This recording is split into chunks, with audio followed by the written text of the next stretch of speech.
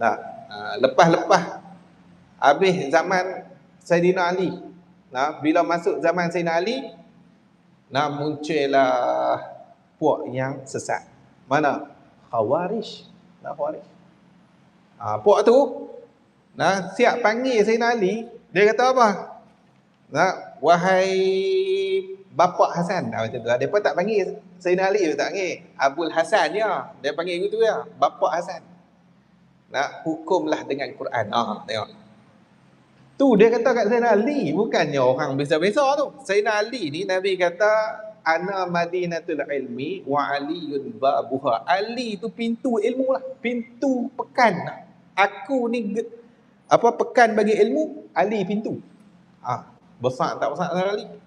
Tu pun kena dengan Khawarij. Nah, waktu dia pergi khutbah dekat belah belah Kufah belah tu. Puak tu kata apa? Hukumlah dengan Quran. Berhenti tu Saidina Ali. Lah ni Saidina Ali kata, pergi ambil Quran.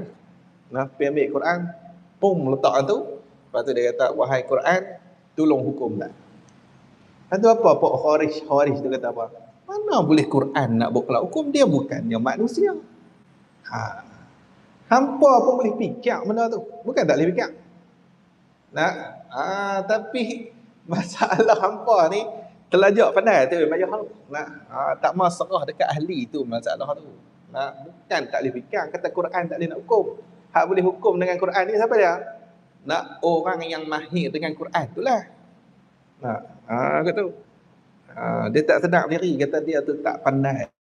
Nah, tak kata apalah, nak ajak bagi sedar diri dah. Sedar diri. Sedar diri tak apa lah. Nak bagi sedar kata kita ni tak pandai-pandai pun, bodoh lagi. Jadi sedar tak apa. Banyak masalah lah ni tak sedar diri. Komen kot dalam Facebook.